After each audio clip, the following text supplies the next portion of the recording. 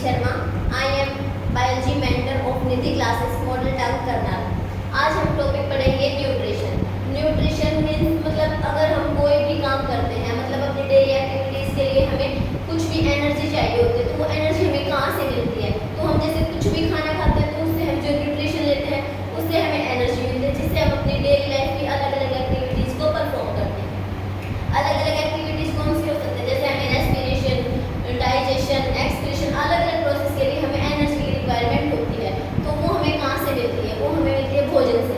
भोजन से हमें न्यूट्रिएंट्स मिलेंगे, न्यूट्रिएंट्स से एनर्जी से हम अपनी डेली लाइफ की एक्टिविटीज़ को परफॉर्म करते हैं। तो जैसे न्यूट्रिशन कितने टाइप का होता है? न्यूट्रिशन मेनली 2 टाइप्स का होता है। Point number 1, autotrophs and हेटेरोट्रोफ्स।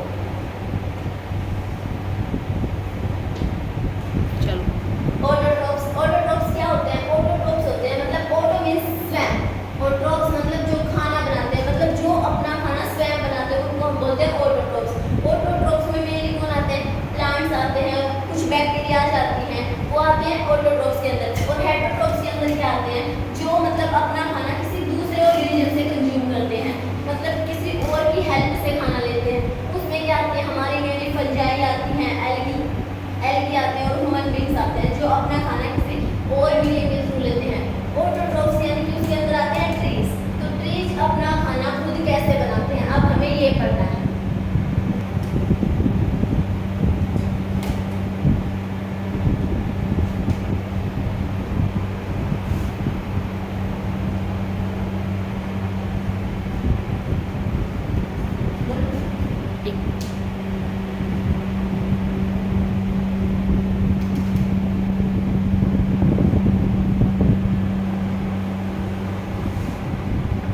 Autotroph मतलब प्लांट्स जो है वो अपना खाना खुद बनाते हैं, ये हमने सीख लिया। लेकिन वो अपना खाना खुद कैसे बनाते हैं, अब हमें ये पढ़ना है। तो खुद खाना बनाने के लिए हमने ये तो पढ़ा ही होगा, मतलब कि प्लांट्स जो है वो अपनी एक प्रोसेस के थ्रू वो खाना बनाते हैं। उस प्रोसेस को हम बोलते हैं फोटोसिंथेसिस प्रोसेस।